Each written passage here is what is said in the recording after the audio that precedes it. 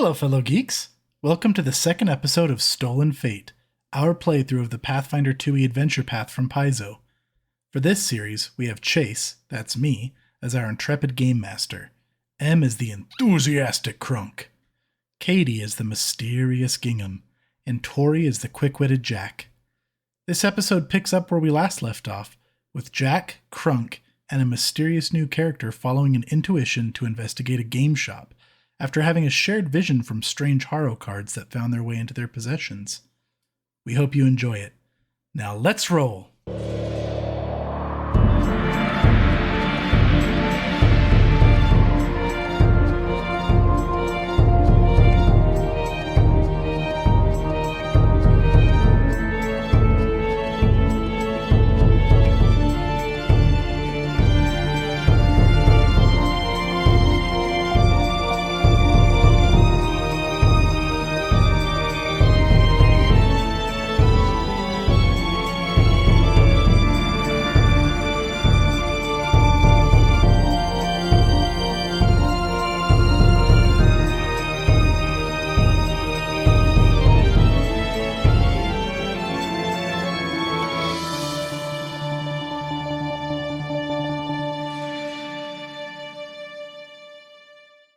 All right, so now that we have completed our little prequel adventure, we are officially starting the Stolen Fate campaign. The first book is called The Choosing, and we're going to start this where all books start, which is chapter 1, which is called Luck of the Draw. So you heroes, well, Krunk and Jack, we're going to start mostly with you two, because for all you know, Jenny no longer exists. That was a brief encounter with somebody that is now exploded. But you two have been traveling together since. You guys headed back to Absalom, and you have already discussed that you had this shared vision of some sort of game shop in the Grand Bazaar. It was crowded with shops, flanked by a flower shop and an open-air meat vendor. And in your vision, you could hear the sounds of the Grand Bazaar. You could smell the smells. And this shop was caught between smells of both floral and savory, and a sign above the door read 3 moves ahead, with images of dice and game pawns. And you both felt a very strong pull to it, and you both could feel that you were both involved in this vision. Almost like you were standing side by side, even though neither of you were in the vision, you could sense each other's presence. This wasn't just some kind of thought that passed by, it was something more special, and you both knew that. So we are going to begin this adventure in the Grand Bazaar. Is there anything that you guys did to catch up on before you head here to 3 moves ahead? And are you going to head to 3 moves ahead?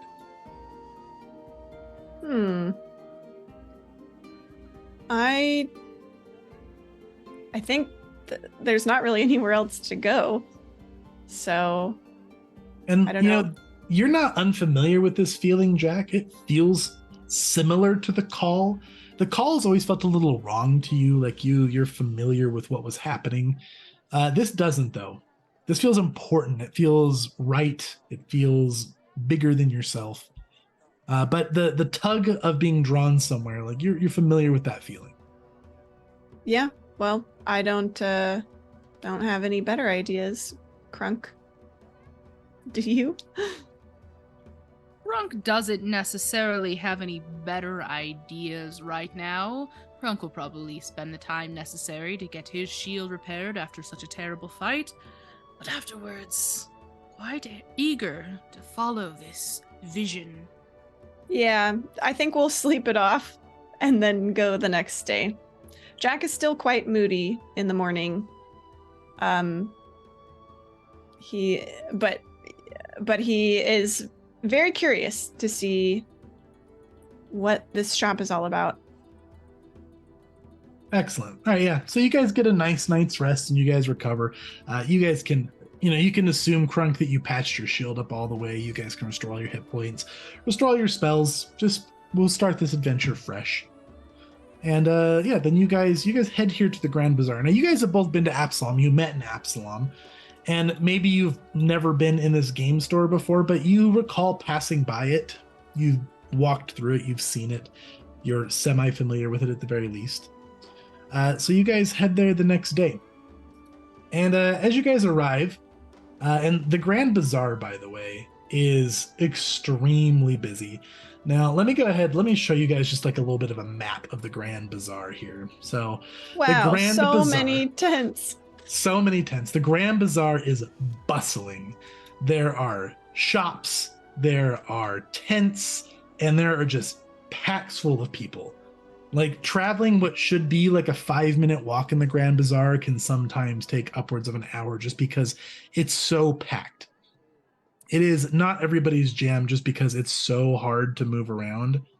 And yeah, I mean it's Oh, quite I the bet Jack experience. spent a lot of time in the Grand Bazaar. Then there's the oppressive crowds. It's probably a lot easier to lift a few things along the way.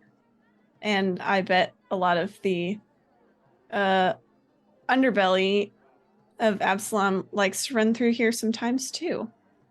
Oh yeah, absolutely. Now, so you do a little bit of crime in the Grand Bazaar.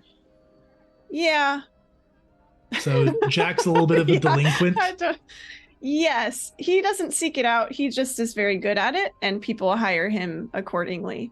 So he doesn't necessarily run any of those operations himself. He is more a free agent, a contractor. Okay. Excellent. Yeah. Absalom is both a good place for crime and a bad place for crime. You know, there's a lot of crime to be had, a lot of things to lift, as you said, though they do have also pretty strict guard patrols and a lot of, a lot of law enforcement around because crime is so high. For those of you who are listening and not viewing this map with us, the Grand Bazaar, and above you, the Grand Bazaar is basically just a rainbow of tents and buildings and intertwining and winding roads, kind of like a spaghetti bowl of roads. It's just chaotic and beautiful at the A same time. spaghetti bowl of roads. I really Yeah. like That that is a lot. fun. Yeah. Ooh, spaghetti. Who doesn't love spaghetti? Now, for you guys at 3 moves ahead, 3 moves ahead is in a building, not in the tent portion, to the southwest. So, pinging on the map for you people here, this is where you're starting at 3 moves ahead. Okay. So, as you guys arrive at this store, it looks exactly like your vision, and the smells smell exactly as they do in your vision. Something that is standing out and different from your vision is that there is kind of an odd figure standing out front of the door. And Katie, why don't you go ahead and tell us what this odd figure looks like? Well, this odd figure is about a foot tall, probably leaning against the door, like a la Halloween decoration. Looks like a scarecrow just kind of chilling there with glowing eyes, not moving though, just there, with like a really tattered hat. Oh, it's a wig that looks like it's been stolen and just like tarnished, and there's just talismans and stuff just attached to this thing leaning against the wall. What in the Excellent. hells is that? Jack asks Krunk. That is the ugliest. That doesn't have anything to do with games. Have And you ever seen Krunk, something like that before? you being a more uncommon ancestry around Absalom, I feel like you would probably be semi-familiar with some of the other uncommon ancestries around. I didn't know that we could tell this thing was sentient. Katie said that Gingham wasn't moving and was standing like a scarecrow, like a Halloween decoration. That's true. Yeah. So I guess that's my question. Does Gingham appear to be alive, or is Gingham assuming the pose of an object at this time? Gingham's assuming the pose of an object right now. Just I take it back, Krunk. Maybe that's a toy. I'm gonna not get close to it, but just kind of like peer at this thing.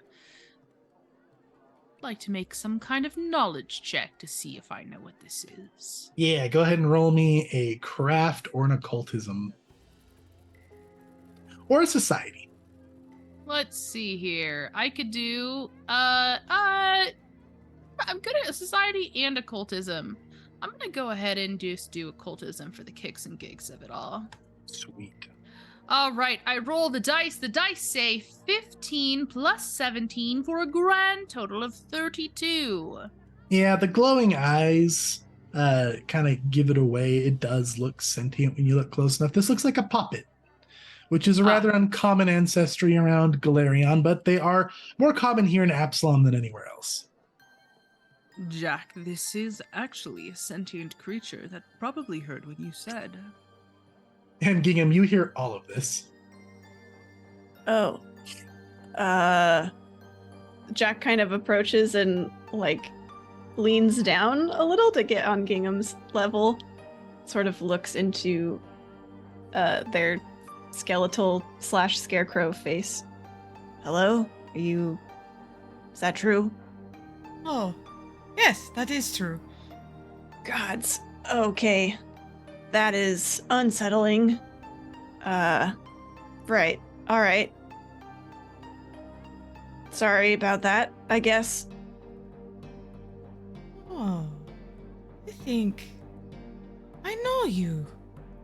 I know both of you. Oh, yes. I'm do. I'm positive I would have remembered seeing you before, and Oh. I have not. But you saved me from magic. Magic? I don't really And- save a lot of people. I don't think you're thinking of somebody else. Oh, she points at Krunk. You were big and you hit, and it was very dark outside. Hey, yes. Where are you all keeping your cards? I think. Oh, go ahead. Go ahead, Kitty. I was gonna say on my bandolier. It's just at my hip. I think Jack has it. Yeah, probably tucked in his bandolier as well. Not displayed, but put away. So you thought that you put it away, and you thought that it wasn't displayed, but you can't help but notice that this creature has a similar card poking out from their bandolier. And Gingham, you notice that this human also has a card poking out from his bandolier. Ooh. You've got a card. You could have Oh. sworn you tucked it away, Jack, but it's definitely out there for display. Yeah, as soon as Gingham points it out, he hastily tucks it back in. What? I didn't. Oh, you have one of those too. Oh, Did it come yeah. smack you in the face? Oh, no. I don't think it smacked me. It was there, though. Is that why you're here at 3 moves ahead? Gingham looks up at the building and then back at the two of you. I think that's right. Oh, Krunk, this keeps getting weirder. Well, I think that as long as we follow destiny and the visions that have been granted to us, all will make sense in time. Why don't we enter this little shop and see what we find on the interior?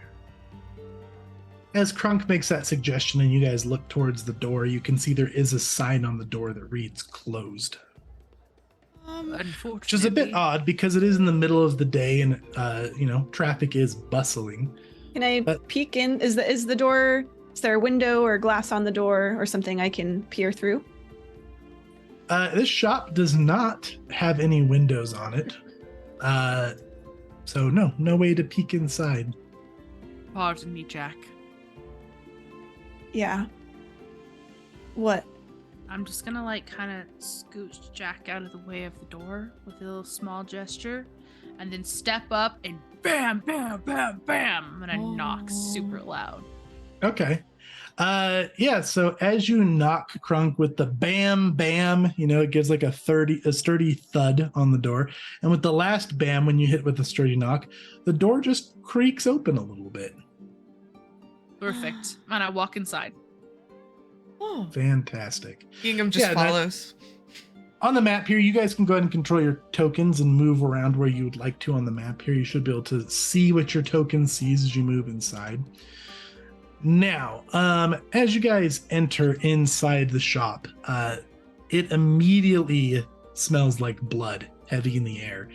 and it is not hard to see the source of it. When you walk inside, the shop consists of a single wide room. A few shelves hold dice games and card decks, while private gaming rooms to the west sit beyond open curtains.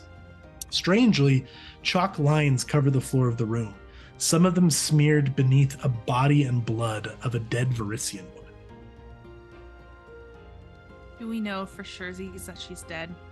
There is a lot of blood, and it looks like there's a big old slice right across her neck, and her eyes look very empty, and her skin looks very pale. You can roll medicine if you want to be certain. I would love to roll medicine. Jack will shut the door behind us. He walks in and sees all this. Oh, okay. He'll lock it too if he can. There is a lock. Rolled a what now? I rolled a total of 35. As Krunk steps a little bit closer, the floorboard's probably creaking under his feet, and he crouches down. Do I know how long she's been dead? Yeah. So, Jack, when you close the door, there is a lock, but it looks like the lock has actually been broken. So the door doesn't seem to properly lock, even though it should. Krunk, with your medicine check, it looks like she has actually probably been recently dead.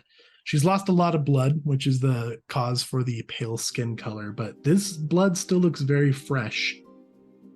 And it has not happened very long ago. Like minutes or like hours? Less than an hour. Okay. Jack looks at Gingham. How long you been here? I don't know. Oh, that's seems convenient to not know. Was the door just open when you got here? Oh, I've just been outside, just watching. Everybody go ahead and make me a perception.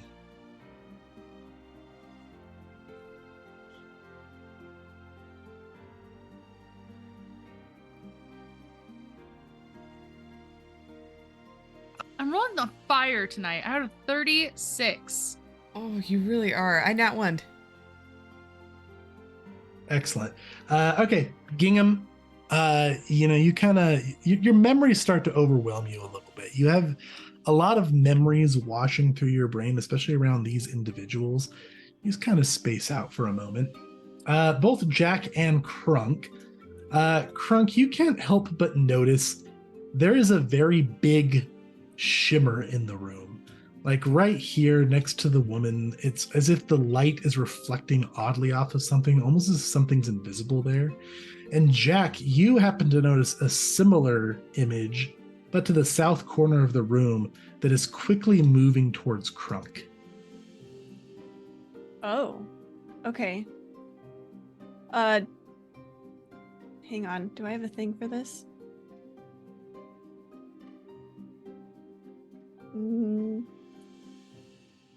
No, I don't think so.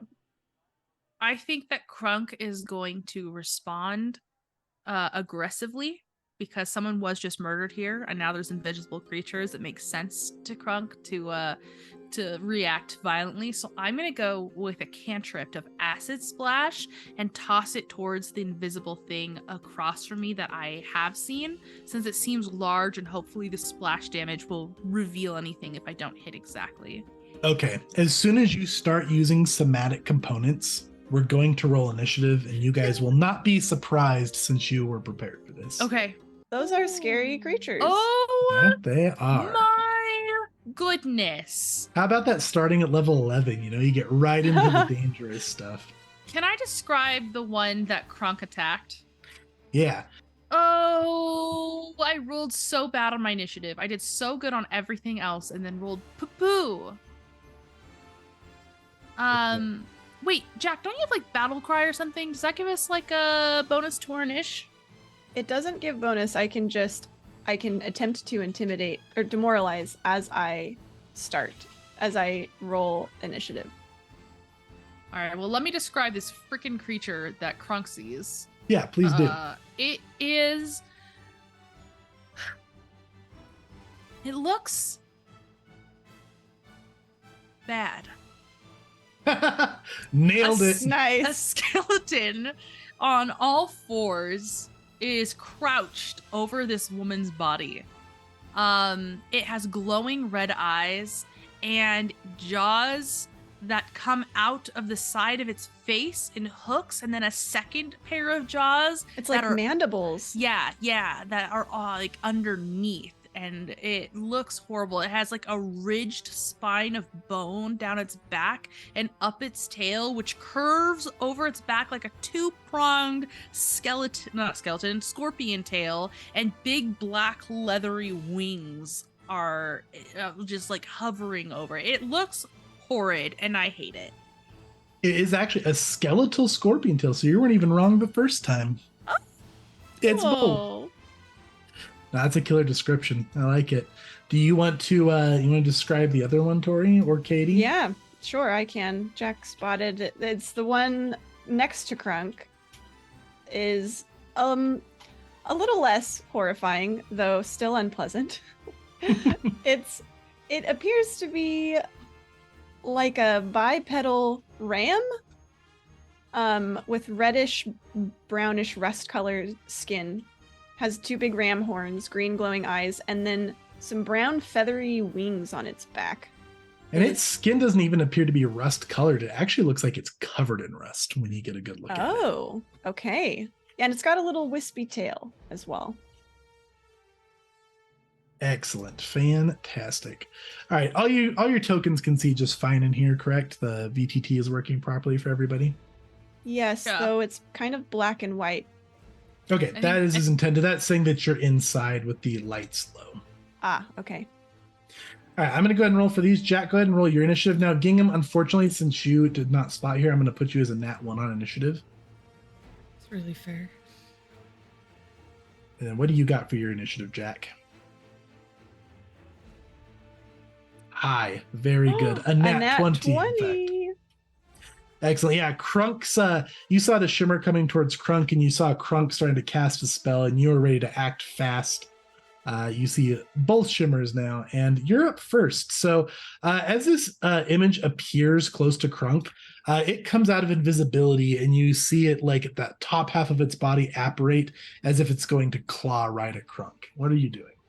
Well, may I use my battle cry? I can do that when I roll initiative. So Yeah, as sure. I see this thing appear out of the air, it's like a warning shout to Krunk, but it turns halfway into like a battle cry. That's what Yeah, I the love name of that. the feat is. So And it lets you demoralize, correct? yes, yeah, and I'll just do the one that's right next to Krunk. So here's my intimidation roll. This initiative is actually kind of appropriate because I feel like Krunk, you don't notice this one coming up behind you, Mhm. but Jack does. So Jack goes, and then it goes, and then you go before the one that you're casting at. It's kind of perfect. 35 to demoralize this rust ram. 35 is going to succeed and make this one frightened 1. Love it. Seems a little caught off guard by the fact that you are screaming at it. And actually, it's going to take a reaction here. So you scream at it, and it's demoralized, and it stops kind of dead in its tracks at its claw and turns towards you, and it shivers visibly. Oh, what a scary, scary boy you are. I've never been yelled at so good. And those words, though they seem odd, feel silky and good as they hit your ears. Make me a will save, Jack. Actually, Chase, they don't. They feel the opposite of what you described. I think his will save will decide how they feel. So why don't you go and make Oh me my one? gosh, that was the worst thing I have ever heard. Ever. Is this a mental effect? It is. Okay. It's an enchantment and mental effect, if that matters. A 36. 36. They start to feel silky, and then you're right. They do feel quite the opposite. And you're Oh, able to bad. shrug off whatever that feeling was. Don't like that. All right. You now may take your actual turn, Jack. Okay. First action, I will draw out my rapier.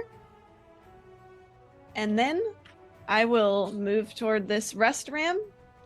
And I'll say, I don't like that tongue of yours. Let's just cut it out. And I'm gonna strike. Love Yeah. it. Jack, cool as always.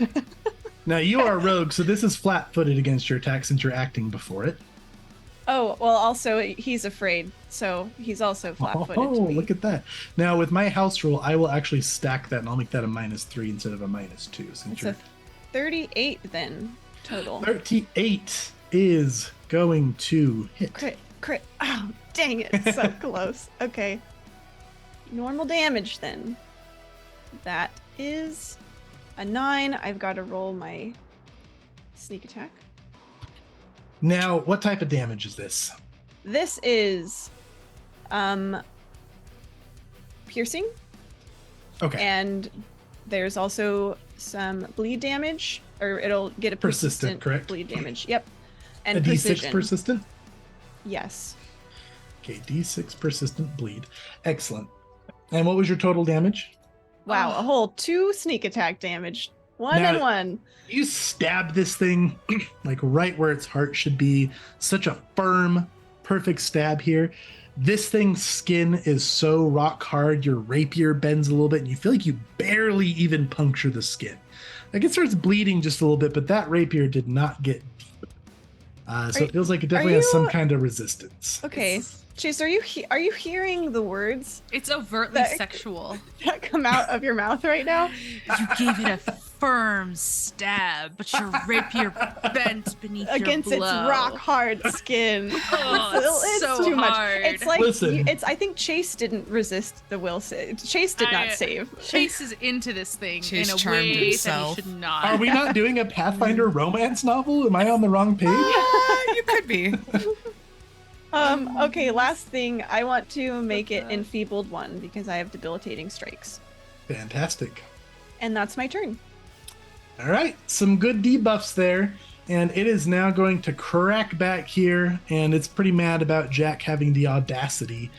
So let's go ahead and attack. It is going to, first off, it's going to shove you. So this is going to be against your Fortitude DC, Jack. All right. For my fortitude save? No, Fortitude DC. So Oh, your Fortitude Fortitude bonus DC. plus 10. Yes. Okay, ignore that. That is 29 then. Okay, so that makes it not a critical success, but it is going to shove you back a little bit here. All right. And then it is going to slash at you with a claw. And that's going to be 33 versus your armor class. That will hit. Okay, go ahead and not crit, correct? Correct. All right, go ahead and make me a fortitude save if you would. Okay, now I roll the fortitude save. Rolling a nat 20, baby. Nice. No problems there for you, but you are going to take 20 damage from the claw, All right. and then it's going to slash at you one more time with a 29. Dang, that meets it. Okay. Make me no more fortitude saves. We'll let the nat 20 bypass this one. All right, that's another 25 damage. Oof. All right. All right, Did that's I its turn. move back? Oh, you moved it. You moved me already. Right? Yep, it shoved you back and moved with you, and then Okay. hit you with a couple of claws. Cool. Krunk, you're up. All right. Did this thing become visible, or do I still need to cast the spell? Or did I cast the spell? Like, I'm kind of confused at the order of operations here. Did I cast the No, spell? like you're it became starting visible? to cast it. As soon as you started to cast it, you rolled initiative. So Okay, so I need to you can continue change casting tack the if you would spell. like. No, you don't have to. You can stop and change your plan if you want. And this thing does bleed for 5 damage, by the way, Jack. Okay. I guess that I will let the acid splash fall because I need to pull out my shield and sword. I don't think I had. Did I have Yeah. them drawn when I came in here? I doubt it. Up to you. Like, yeah, I don't know. If you saw a dead body on the floor, would you draw them immediately, or were you inspecting the body? Like, I'll I leave it went up to go you. see if I could help the person first. Okay, so probably not. Okay. I guess I will spend an action. Do I have to draw my shield and my sword separately, or can No, I do it one in the same interact action? can pull them both out. Okay, one interact to pull them both. And then I'm going to... This thing's big enough to where it's going to do it anyways. I'm going to step here to flank to give Jack flanking, and then I will attack the one that's closer to me. All right, love it. Okay, one-handed attack. Here comes the strike. All right, so this is a 37, just shield out, sword drawn, step, slash across this thing's back. All right, that's a hit. What type of damage are you doing? This is going to be slashing damage, I do believe. Cool. 21. All right, excellent. Yeah, you get a nice solid cut across this thing, but it definitely has some very hard skin, and you don't feel like the blade cuts as deep as it should. Okay. Unfortunately, that was all my actions. All right. So the big skeleton here is going to go, and it is going to appear. It becomes visible, and it's waving its skeletal claws in the air with this golden light, and then it slaps them down on the ground, and this large circle of runes is going to appear underneath all of your feet. And then it is going to point one of its bony claws at you, Krunk. And it's going to spend an action to ask you a very formal question. Do you have any of the guards? And what would you like to say, or would you like to refuse to answer? I decline your request. Excellent. Go ahead and let's see. How does this work? I like that answer. Just to that question. Do you have XYZ? I deny your request. And as you say that, refuse. Krunk, you feel a Refuse. sharp pain through your head. And this actually, it hurts to decline this request. And you're going to take a little bit of damage here. This is going to be 8 mental damage. All right. And that's its turn. All right, Gingham, you're up. Gingham blinks and then looks around, surprised that there's fighting happening now. Oh, that doesn't look nice. They're gonna look at the rust bucket of a ram, and I would like to exploit its vulnerability. Or two. Excellent. Please. Make me an esoteric lore check. Make this check for you. I would love to roll a 32. A 32 is a success. Sweet. So, I can identify their top mortal weakness. Excellent. Yeah, so they are weak to good damage by 10. Good damage by 10. This creature looks of pure evil. You can smell it rolling off of the creature, and definitely some good damage would hurt it. Okay. Oh, so you know that thing that is between you, hit it with the good stuff, you know? It makes the good lights and all of that, and here, like this. And Gingham's gonna pull out like a tiny little like bauble light, and they're gonna wrap it around Jack's blade, and then go try again to hit it there. And so I moved, and I'm gonna share weakness with Jack. Excellent. And your first check, that doesn't also count as a recall knowledge, right? No, I don't think so. Okay. I can you're just I can identify their weakness, and I can choose mortal or... Okay, cool. Fantastic. All right. And now Jack counts as having that good damage against this, correct? For this round. Some good damage. Good damage. Fantastic. So that was exploit vulnerability, move, and share weakness. So that's Gingham. Jack, you're back up. I'm gonna be honest, I have no idea what you're talking about, but whatever. Poke it. He'll do as Gingham says and try to poke it. All right.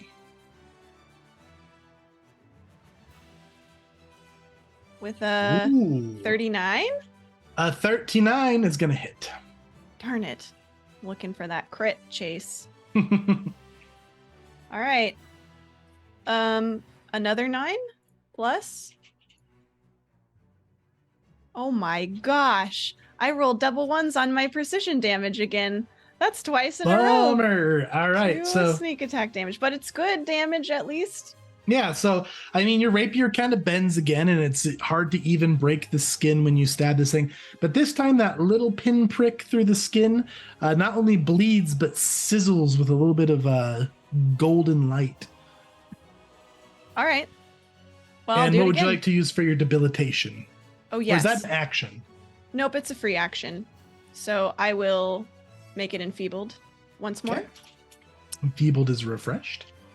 And then I'll strike again. Fantastic. Wow, look at these rolls. That's a hit. 19, so 36. That is not... I only do precision damage once per round, right? Oh, Nope. every time? Yeah, every time. Oh, I love Pathfinder. Wow, I'm rolling so low on my dice, though. That's 6 damage, and then my precision sneak attack.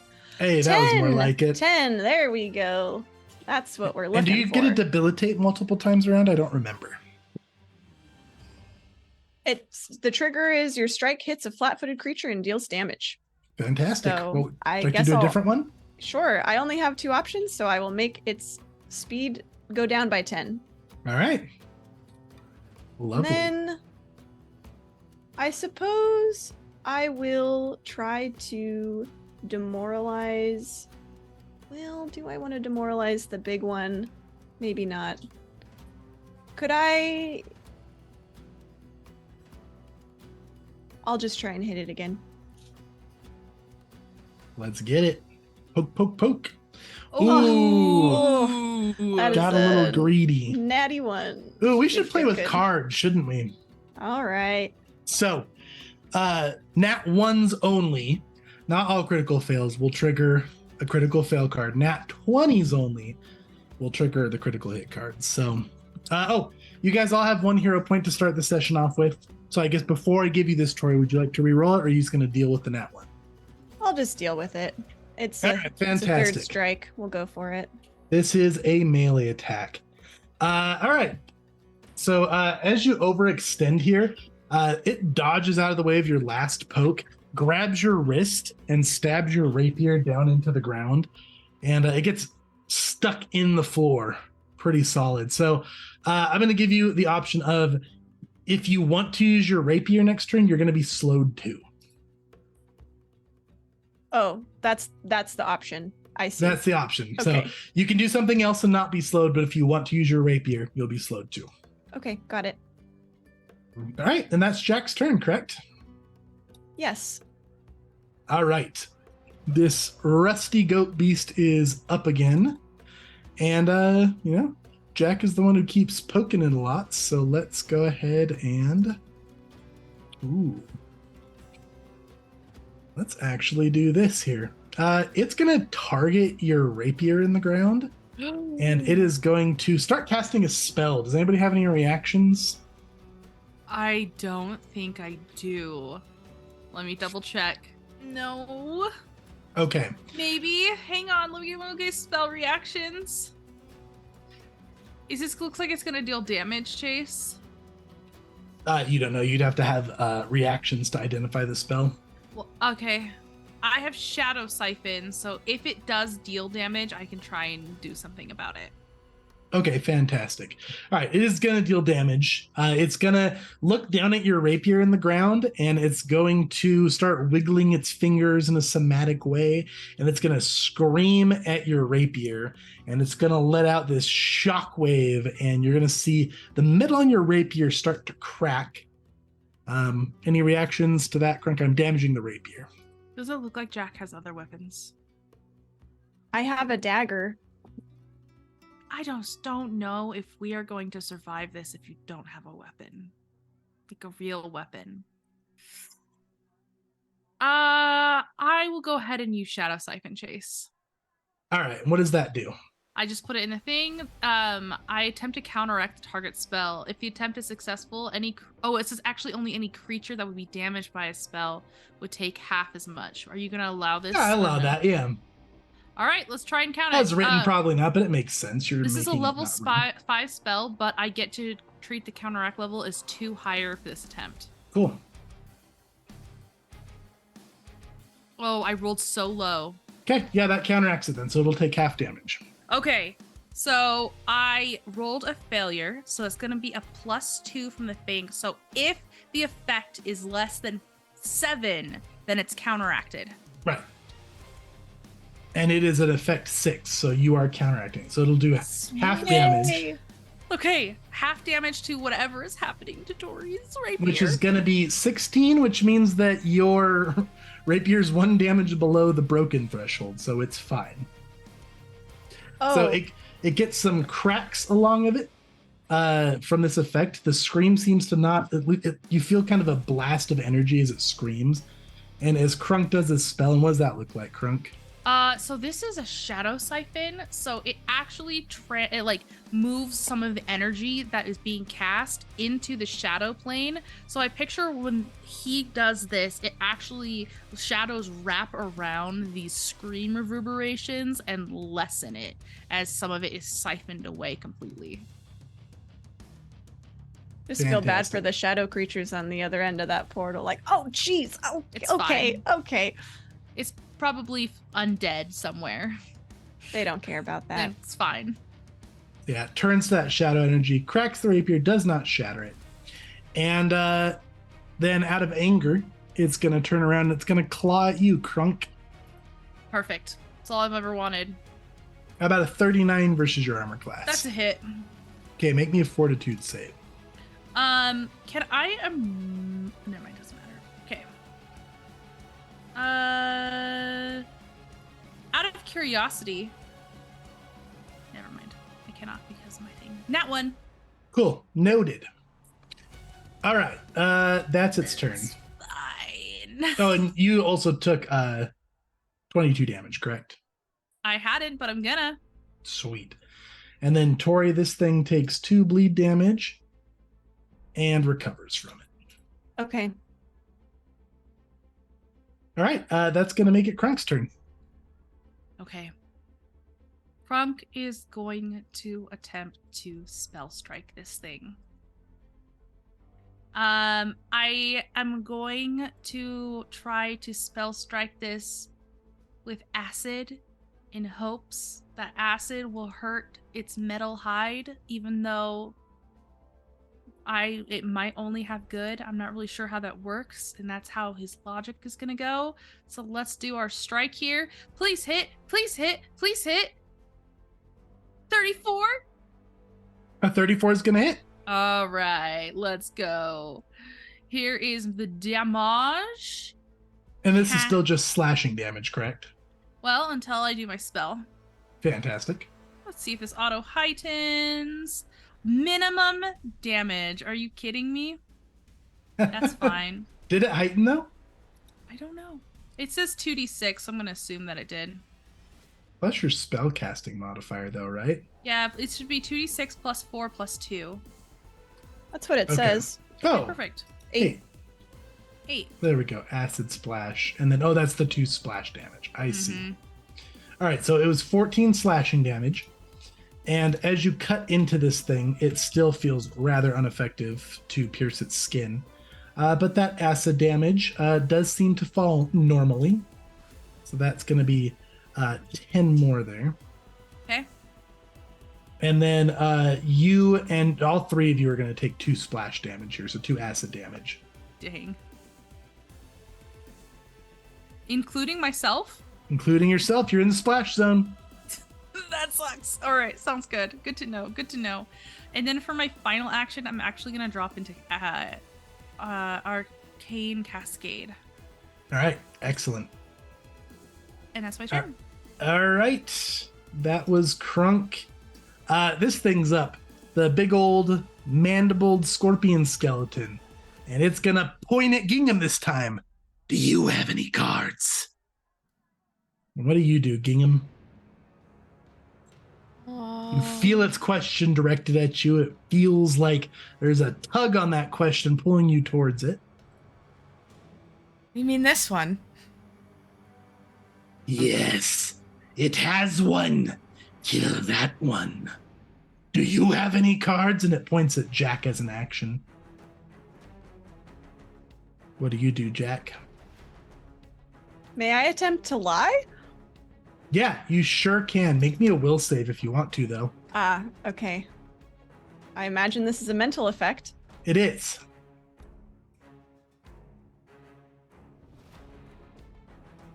Oh, 25. All right. You tried to lie, and the truth spills out. So how does the truth spill out? I mean, I think Jack starts to talk, and then he like can't talk, and instead he just grumbles. Yes. Oh, he has. Okay, there we go. The truth does come out. Excellent.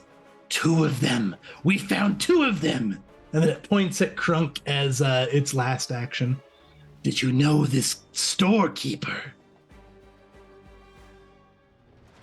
No, do, Krunk? Desna has led me here to avenge her.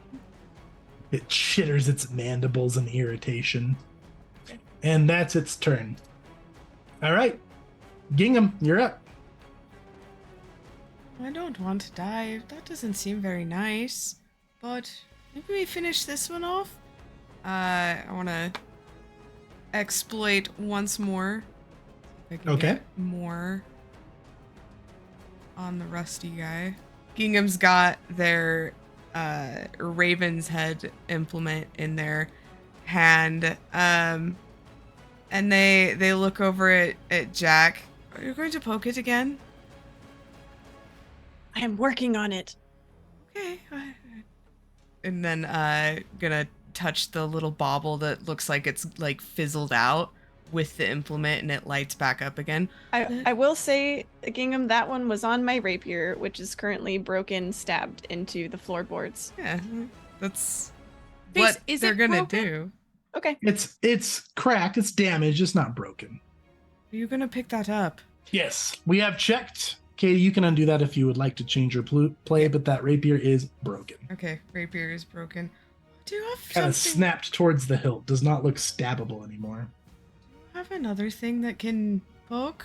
Or Yeah, you see, I mean, I know it's not Jack's turn, but you see he's grabbing out his dagger from his bandolier. amazing. Yeah. So Gingham will just like do a little hop up with the Raven Skull, and the Raven Skull beak just like pecks the end or like the hilt that you're grabbing, and that same glow will come back to the hilt. That should help again. All right. And I'm just gonna move behind here. I hope you don't mind. And Gingham's gonna like back up and hide behind Jack. Excellent. All right. That's Gingham's turn. Jack, you're up. All right. As I said, I am pulling out my dagger. So that's one action. And then, This is why you I- always have backup weapons. yeah. Well, this is my last backup weapon, so let's hope I don't need another one. I'm going to... I'm going to actually ready a strike. Okay. I like And it. So My trigger is going to be... Well, as soon as this rust ram does anything. okay. I like it. So dagger drawn and then 2 actions ready in action. Yes. And it is this Rust Ram's turn. And it smiles at you when you admit that you have a card and you get ready for it. And it starts to cast some somatics and its eyes start to glow. Would you like to go ahead and... Stab it? Yep. Yes, I would like to. And because I have the Rabbit Prince card in my possession, I get a +1 to this. Oh, nice. Look at that. So here we go. Stabbing with my dagger. Adding a +1.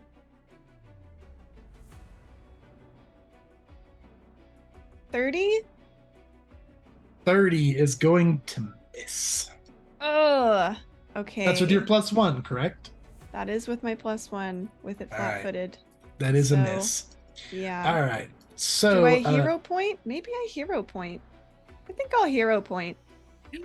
Okay. go ahead and hero point. Let's do it. So Let's do the it. hero point's gonna let you reroll to +2 by my house rules. So that's Yeah. gonna hit no matter what. But see if you crit. So a 36 is the highest. No crit, but it will still hit. All right. All right. Go ahead and roll that damage, and then make me a fortitude save afterwards. Okay. That is 9 damage. It is good damage right now, I Yep. believe. Plus 11 for sneak attack. Ooh. Ooh, there you go. Okay, and this is still standard material dagger, right? Nothing special about it. This one, yes, this one is normal. All right, fantastic. That's going to be And then solid the 20 fortitude? damage. Yep, fortitude save. Oh, and then what are you going to debilitate it with? Oh, yes. I'll make him enfeebled. And you're applying the weakness as well.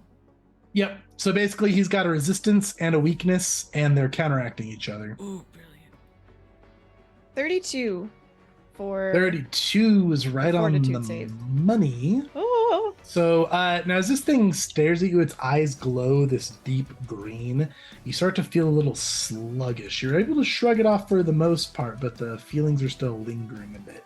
So you're going to be slowed 1 next turn. okay. I stab into this rust ram and slash him with my knife, and I say, I liked that sword. I take that personally. And I'll take your card personally. I'm gonna cut the price of that sword out of your flesh. All right, and then he's gonna go ahead and slash at you with the claw. Okay. It's gonna be a cool 38. All right, that hits. I would like to use a reaction. Oh yes, what's the reaction? The reaction is that Gingham yelps from behind, holds up their amulet, and goes, "Not that much," and it's gonna negate some damage. When I can find it. It is going to give 2 plus your my level, level, right? so you're gonna get 13 resistance. Oh, Wow. so I bet you only take 7 instead. Thank you, Gingham. Just a little And then make me another squeak. fortitude save, Jack. Oh my gosh. Okay. That's only a 28 this All right. time. Noted. All right, Krunk, you're up. Okay. Good old Krunky boy is a little upset that everybody keeps attacking his good friend Jack. And so first off, he's gonna attack. He's gonna try and hit this guy right in front. Let's do another another spell strike, because going into Arcane Cascade recharged my spell strike. Is that right? No, No? I don't think so. Okay, that's fine. You normally have to use your focus spell that comes with your Magus to recharge your spell strike, or you can Mhm. just spend an action to do it. Okay, got it. In that case, I am going to spend an action to do it, and I'm gonna attack with a spell strike. So 1 action, restore your spell strike. 2 action, spell strike. Mm-hmm. Love it. I'm gonna try another damage type. Let's go ahead and do a Ray of Frost this time. Fantastic. I might have lost connection to the server, so let me know if my attack actually rolls. Will do. Here's the attack. Ooh, 40. that's gonna crit. Yay, Krunk! Nice. Okay, crit damage. Here we go. Maybe. If this rolls multiple times, I'm so sorry. Nope, that's a solid 40 on the slashing damage. My. Which, And... even though this is a solid hit, still feels like it does not pierce all the way. Okay, that's fine. Let's do this cast. I don't know how to make this critical damage.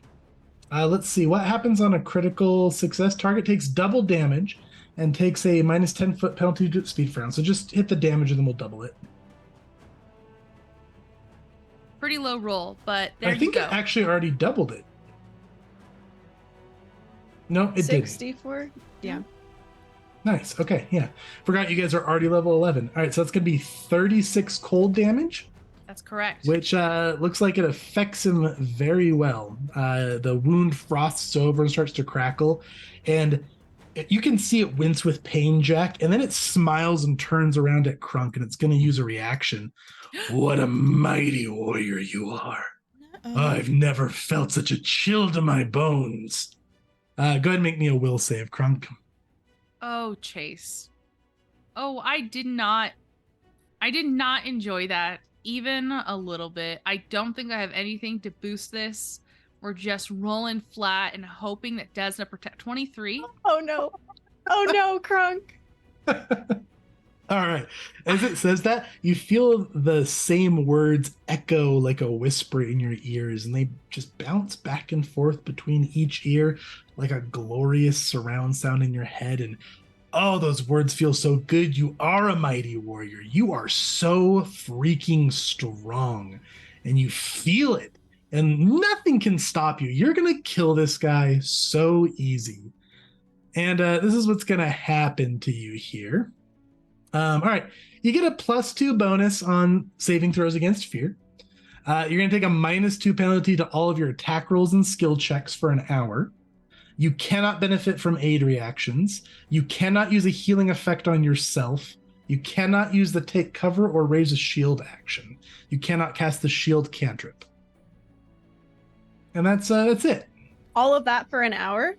All that for an hour. It's just a I confidence can't boost. raise a shield. Yikes. Can't raise a shield. What if I emergency You don't need to raise a charge? shield. No, you don't need an emergency charge. You're so freaking strong. Nothing can kill you. You don't even have to worry about it. What a stupid spell. Why'd you even take that spell? That's all what's going through your head right now. I'm so sad. All right, you can continue with. Oh, that was your turn. It's all my actions. Krunk's having a confident time, okay? That's all that's happening. Chase, what about my paladin card that allows me to bonus reaction stuff? Nah, worthless card. Don't need to do it. Worthless card. Well, I have magical items. Krunk just throws the card away.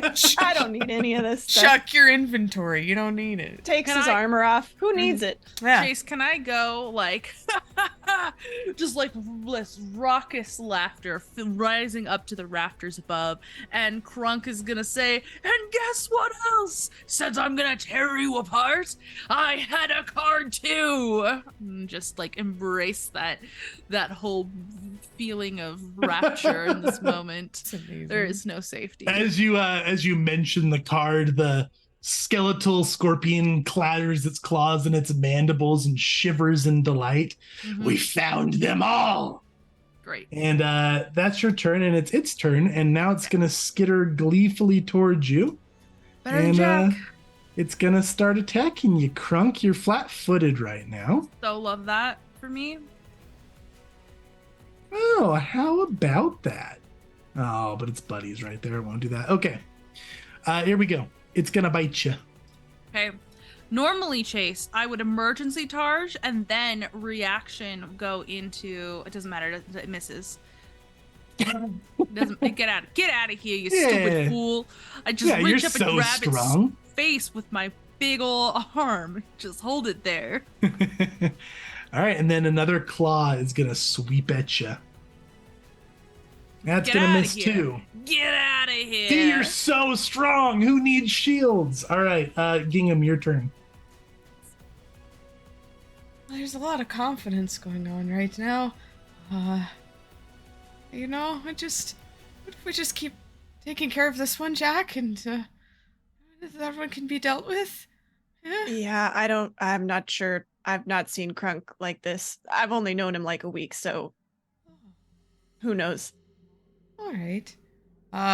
Their amulet's gonna glow again, and then it's gonna be another like beak kiss on the dagger, and then I'm actually gonna use intensify vulnerability on myself with my amulet. So you see like a little bubble, like shimmer across Gingham. Excellent, and that you gave me intensify from an implement you're holding, and what does that do? Basically, that's gonna give me a +2 AC and saves to my exploited vulnerability. So if Rust Bucket comes to try to kill me, I get a +2. Love it. All right. Anything else for Gingham?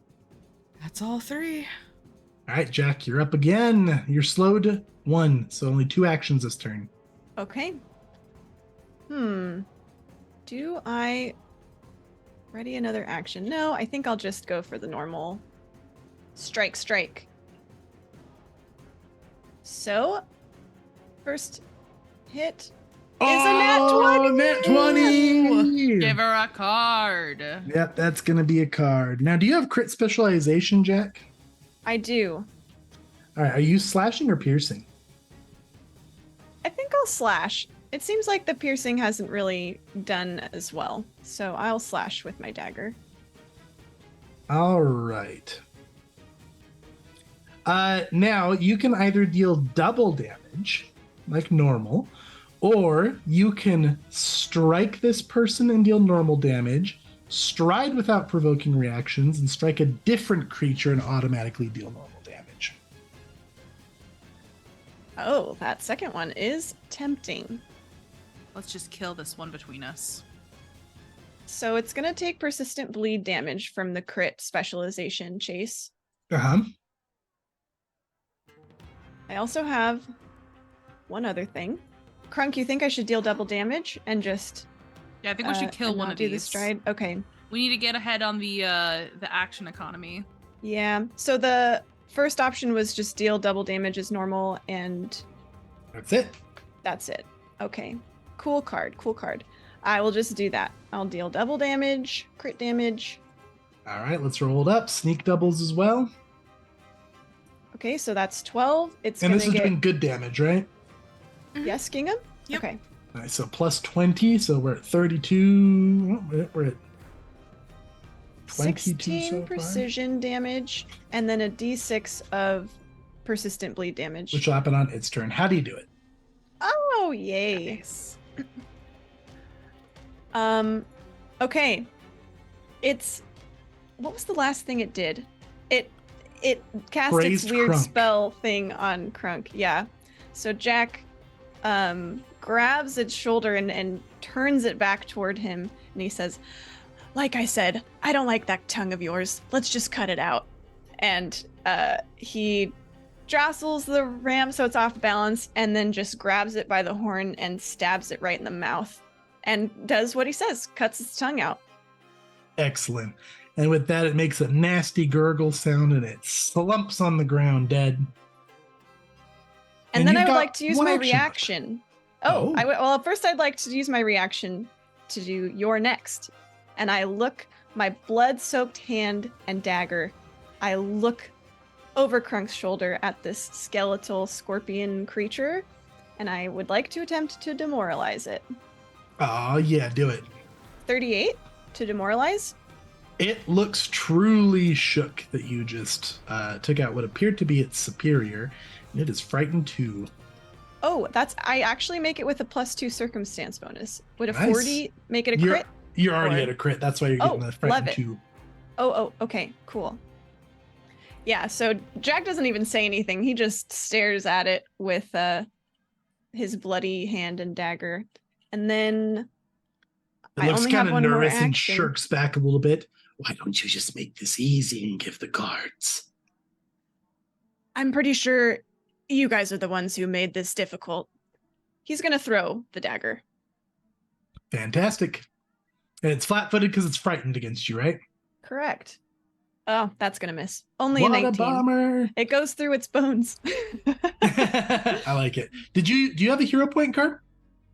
I already used my hero point. Right. Okay. That is a miss. Is this your returning dagger? Yep, so it just zips back into my hand. Fantastic. All right, Krunk, you're up. Krunk thinks he's the best and has ever been, so he's gonna go ahead, spend one action, and recharge his spell strike. And we're gonna use our best, biggest, baddest spell possible in order to, be as strong as goodness can possibly be. So here comes a attack chase with a freaking 6th level disintegrate. Oh, Oh man, you're so strong, Krunk. I'm so strong. What's my penalty right now to my attacks? 2. Yeah. Let's go ahead and do -2 on this circumstance bonus. Add. Roll on just a 19. What about a 34, Chase? It's a crit because it's frightened. Yay! Are you Krunk for is the reals best right at now? it. That's right on the money, a crit because it's That's the Yeah. funniest shit I've ever AC heard. 26 down to 24. Okay. All right, so it starts off with a decent 34. Uh-huh. Now this thing also feels like its bones are very hard to crack into. But get some work done there. And this is going to be double here, Chase. Oh my gosh. So double 73 for me, Yeah. would you? Wait, that's not doubled? Nope, that's just basic. Double Yeah. 73? How do you do it? Nuh-uh. Yeah. That's 146 plus 34. That's that's a lot of damage. So Krunk thinks that he's the strongest that he's ever been in his entire life, and this thing just scuttled across the ground at him, probably tearing up this wooden floor. He just heard behind him Jack kill the other one, the cool tongue line, and he cannot think of a cool thing to say, so he's just laughing maniacally as he raises it and he says, "Go to hell with your friend," and he's just gonna smash into it. As he does, a bright green light fills up the room, and all that is left in the place of the skeleton is bone dust, just in a pile, but also kind of swooshed back, as if the force of his blow slammed this thing with great Fantastic. power. And bone dust it is. And before anybody calls us out on it, so technically, when you crit on a disintegrate, I still make a fortitude save, and it's a basic fortitude save. But if you critically hit, then I treat my success as 1 degree lower. And I just rolled, and I failed, which means I critically failed. So it was all done correctly. Yeah! Thanks, Chase, for doing the rules. Yeah, for yeah, me. yeah. And we're out of initiative. Jack just hears from behind Ooh. him and ooh. As bone dust glitters down in the room. Uh-huh. And I'd like Mingham's to peeking. clarify, Krunk, your effect is still lasting for an hour. Okay. Holy shit, Krunk. That was neat. Krunk's gonna whirl around and just biggest grin at Jack. I can only do that once a day. Wow, a good thing, I guess. Why don't you just take it easy there? I'm feeling, I don't know what that iron goat was doing to me, but I feel like I could take on the world. Okay. Why don't The glowing runes that the skeletal scorpion put beneath you fade away as it disintegrates, but you are still left with a bloody body of the Versian woman and the chalk drawings all over the floor. And the chalk drawings have gotten rather scuffed up in this fight.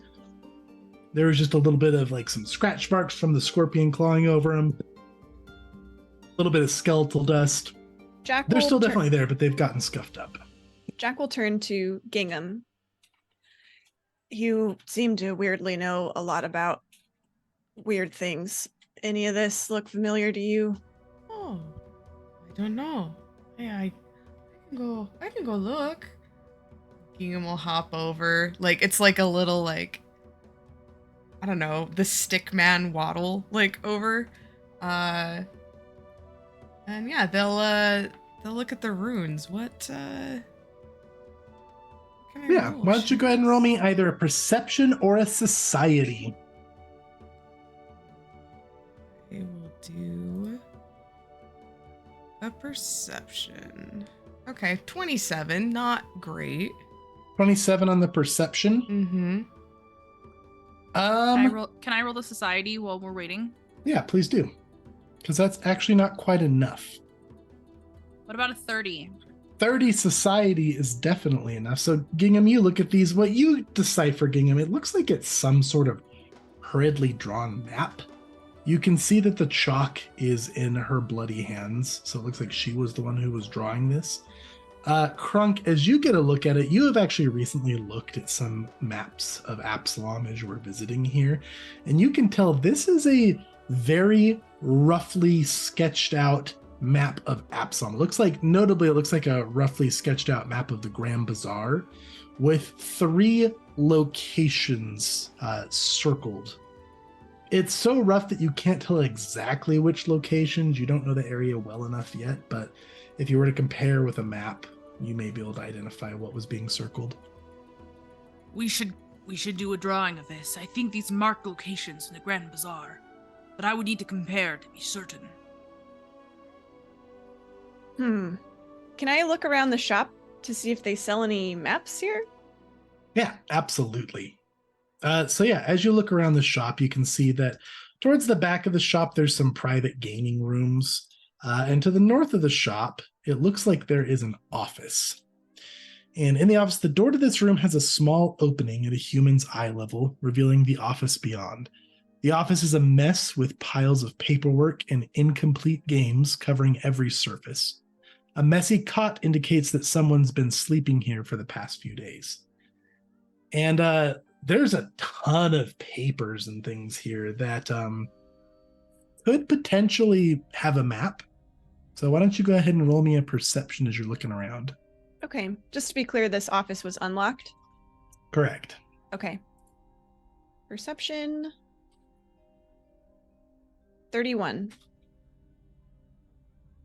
31. Okay, let's take a look here. Oh, also, a thing that you would have noticed, Gingham, with your perception is as you were looking at the map, you notice that one of the woman's sleeves is rolled up far enough that you can see that on one of her wrists, she does have a tattoo that's pretty intricately drawn, and it's a pretty solid tattoo of a man staring up at the sky with like a lightning beam coming down to his face and crackling into his eyes.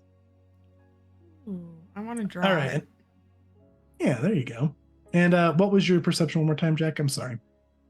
31. All right. Yeah, so you do see a map there. You see a map of Absalom as you're looking around. But as you're looking around, you start to feel like a very strong energy that starts to thrum in your chest, and it almost pulls your gaze towards what appears to be a folder containing a business ledger of some sort, just jammed awkwardly onto one of the shelves. Okay, I'll kind of half thinking wordlessly just hand the map over to Krunk as I drift toward the shelf. And I'll pull out this business ledger. Okay, excellent. Yeah, as you pull out this business ledger, the first thing that catches your attention is as you pull it out, you can see something slides through it and starts floating down to the ground. And you can immediately tell this is what was causing the source of the energy. Let me show you a picture of this. I like that we're having you guys do these descriptions, so I'm gonna have Katie take this one. But you can see it's another card that floats down from the ledger. This appears to be another Harrow card named The Vision, and it's got some beautiful art on it. And Katie did this. Let's see if this shows to you. There you go. Let's show it to you, players. Why don't you go ahead and describe it for us, Katie? Yeah, this looks really similar to the tattoo that Gingham just saw. There's this man, he's standing here, he's got a lightning bolt going into his head, and there's a bunch of acorns exploding around the top of his head, and then around his body he's got a bunch of like woodworking tools like a saw and a chisel and nails that are just like scattering about him as he's getting electrocuted. It's quite alarming. Jack snatches this card out of the air. Excellent. It's another one of these cards. He'll hold it up to show Gingham and Krunk. Ooh, Gingham will hold up the store owner's arm. Oh, Yes, and that it seems does like look more quite than a similar. coincidence. Now, notably, when you guys received your first cards, you had like an intuition of what they could do. Like they were powerful. You felt like you could invest them, and you felt like you immediately knew what they could do. This card also feels very powerful. It's also thrumming with magic, but you're not quite aware of what it does yet, like the other ones.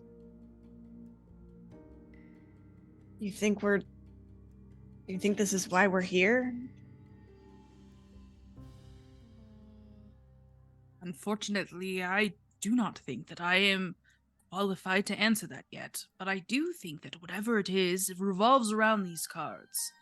Well, clearly that skeleton scorpion thing was asking us if we had them. I think that we should look at these other locations on this map. Can I compare the map to the drawing? Yes, you can. What do I roll for that, or do I even need to? You don't even have to. You already succeeded on the map. So now that you have a map to compare, you can see that the 3 locations are each like 5 minutes in theory away from this place in the Grand Bazaar, though probably more like a half an hour given all the bustling traffic of the Grand Bazaar. But the 3 locations you can see on the map once you compare, one of them is named Historia Reliquary. One of them is named Kraken's Ink Tattoo, and one of them is named Reclaimed Paradise. And it appears that it is a historian shop, a tattoo parlor, and a junkyard, or a scrapyard rather. And Jack, as you hold this card and the ledger that it fell out of, you hear a whisper in your mind that says, "Ledger, check the ledger." Jack looks perturbed suddenly and kind of shakes his head. Does not like voices in his head as a general rule. But it's a good rule to have, honestly. He'll set this ledger down on the desk and kind of a little bit cautiously, sort of like leaning away from it, he'll flip it open. Fantastic. Yeah, so as you open it up, you can see that through the ledger is mostly pretty boring business stuff for the store. You can see inventory, different notes of customers and whatnot, but then it seems to get more and more lazy as you look through it, as if somebody didn't really want to fill it out. And then on the last page where you can see business written down, it starts to turn into some thorough notes. The notes say, "The Vision, a chaotic neutral card of intelligence that represents obtruse knowledge, sudden insight, or instability?" I suspect that more cards from the same deck must be somewhere out there in the world. I think that one Dyrol Mernes, owner of the Harrow, might know more. The Harrow isn't a shop, but a traveling business whose proprietor wanders throughout the Grand Bazaar, and at times somewhere else in Absalom? And then the notes indicate a few nearby people who have a close connection with Dyrol. The names that are mentioned are Erikanesh at the Reliquary, Aaron, who owns a tattoo shop, and Clemeth that owns a scrapyard. And those 3 locations seem to check out the map that you guys just interpreted. All right, Jack will relay all of this in summary. Wonderful. Seems as if we know exactly where we must go and who we must speak to.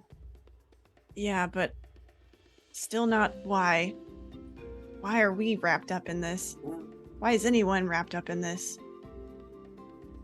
An excellent question. I guess we go to these locations then. It's the only answer I can think of. Gingham? If that's your name. My name's Gingham, by the way. Are you willing to traverse with us? Oh, yeah, I could do that. I can give you things too. And Gingham's gonna pull out a jade bauble from one pocket and then an owlbear claw from the other. and hand Jack a jade bauble and Krunk an owlbear claw. As for, saving me that one time, I can make more. I'll make so many. Oh, okay. Hey, Krunk, just a quick sidebar. Just real fast over One here. moment, Gingham. Okay. Jack will drag Krunk over to the corner. Yeah, listen, I know that we decided to, continue to travel together. Mm-hmm. I just want to make it clear that I don't know that we should just go handing out invites to any random person or other humanoid sentient beings we might find with these cards. Just as maybe just a quick rule of thumb. I mean, I guess this little thing. Hike. Yeah, I'm still looking for the word, but it seems useful. Jack, weirdly. you black out momentarily. Krunk, it looks like Jack just spaces out. And as you're speaking, Jack, you just snap out of consciousness for a moment, and you just see very, very fast flashes of little visions of horrible creatures, demonic-looking figures in armor, things chasing you, things attacking you, creatures like what you just saw. You feel pain, you feel fire, you feel burning. And in every one of these visions, though they're kind of hard to decipher exactly what's happening, in every vision, you see Krunk standing in front of you, trying to protect you from harm. And you see Gingham standing behind you, holding up an amulet, protecting you from harm. And in every one of these visions, the only thing that makes each and every one of them feel not completely hopeless and terrifying is these two individuals that are always with you side by side, wielding cards right beside you. And you snap back into consciousness. Jack. What was I saying? You were saying that perhaps we should not be inviting every person that we come across into our group, and I do concur somewhat. Perhaps I could uninvite dear little. No. I think that would just be weird at this point, and rude. Well, and weird. Yeah. I don't. Also, I kind of feel like maybe I need you two to stick around for a while. I don't know. It was another. Remember that vision thing with the shop? Yes, our fates are tightly bound, Jack. I'm glad that you feel it too. And like this such a heavy hand lands on your shoulder. Gives you a little comforting squeeze. Oh, okay. Thanks for that. He kind of just pats your hand stiffly. Okay. All right, let's make it official then, I guess. Hey, you what is it again? Oh, You I was Gingham. Gingham, right. Okay. Sure. You want to be officially part of this, whatever this is? I do. All right. Well, the ledger talked about this card being all about weird knowledge and knowing stuff. It seems like maybe your kind of thing. Oh. And Jack will flick the card to Gingham. Yeah, it flicks very gracefully and almost lands just perfectly right in Gingham's hand. Super easy to catch. As soon as you touch the card, Gingham, you hear a voice in your head that says, "Waste not, want not." And it draws your attention into the office as if they almost glow or just shine a little more brightly than other things in the room. You can see 4 magical scrolls amongst the absolute chaos and mess in that office. Gingham's just gonna turn without words and then just go in there and gather the scrolls up. Ooh. Fantastic. Useful. And those scrolls for you players are... treasure.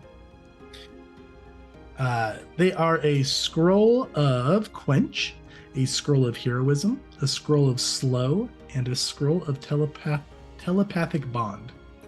And we can go ahead and discuss those off screen and who wants to take them.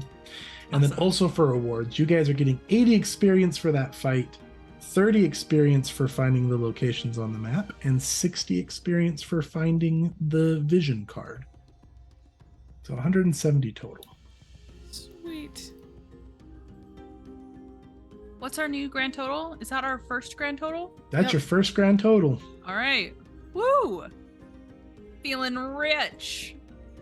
Before we take off, I just want to circle these private gaming rooms to see if anyone happened to leave anything useful behind. Yeah, nothing of note. There's some fun looking game pieces and maybe a cup of half finished ale, but nothing super useful or notable.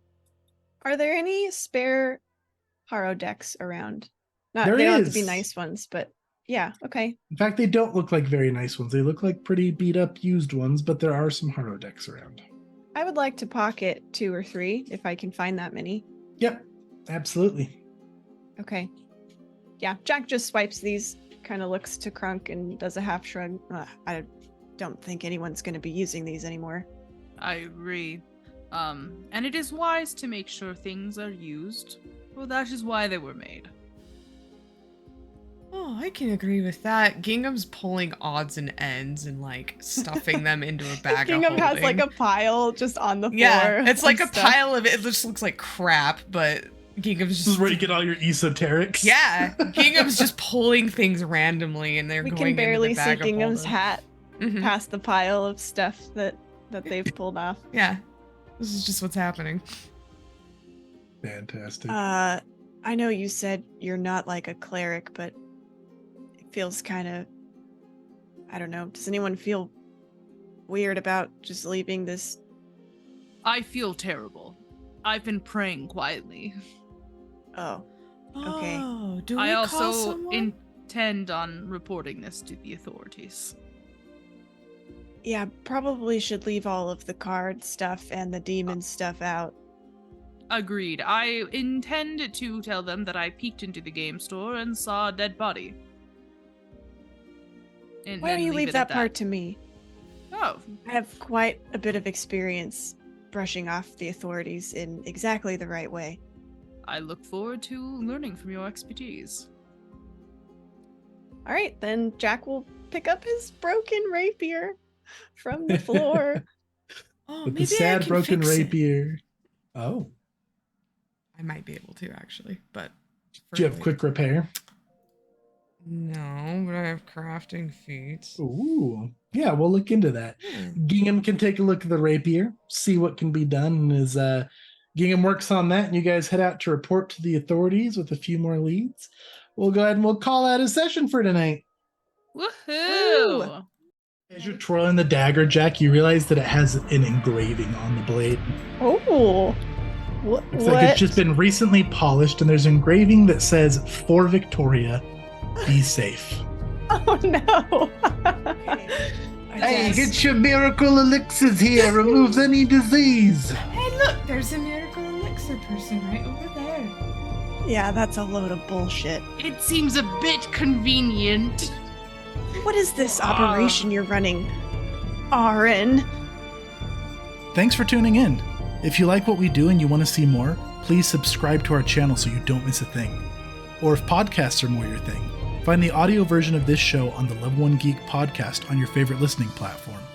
If you'd like to show your support, you can find links to our website, Discord, and Patreon in the description below. Now go take a long rest, drink plenty of water, and we'll catch you next time.